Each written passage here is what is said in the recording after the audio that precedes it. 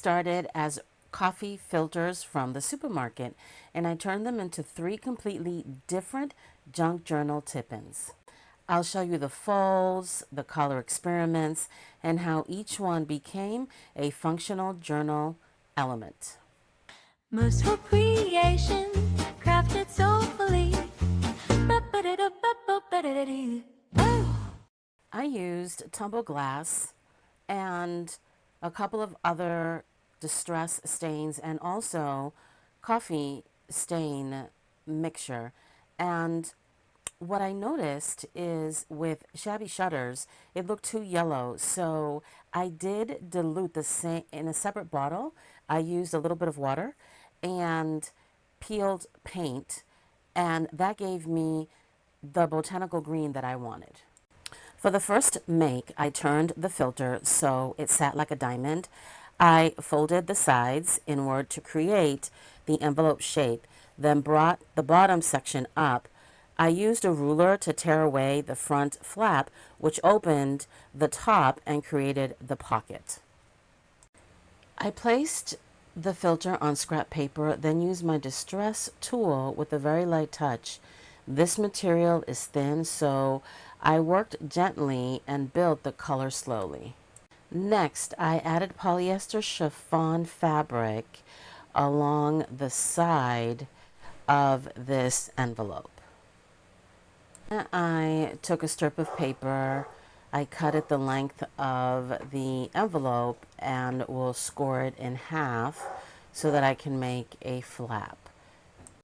Then I created a pocket to put on top of that hinge flappy situation that you see here.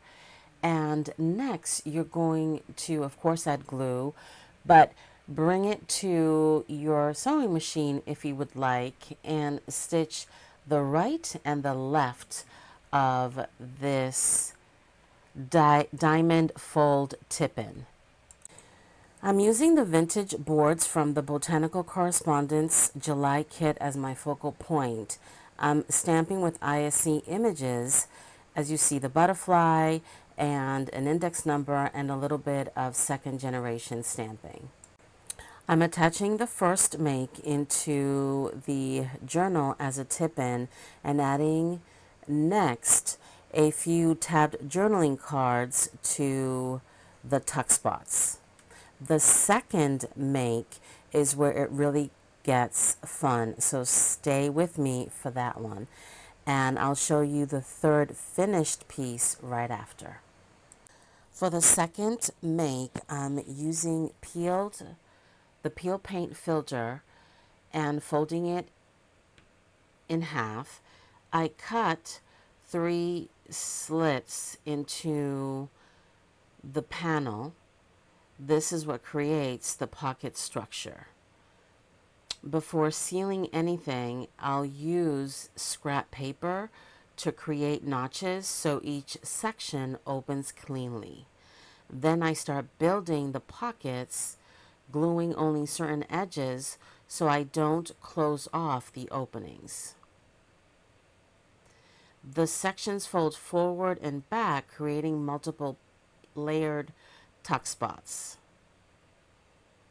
Altogether, this one gives me 5 separate pockets in one compact structure, as you see here.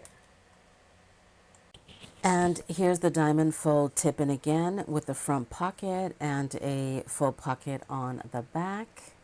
And this last one became a tied double flap tip-in with a double pocket on the bottom and additional tucks under the top flap.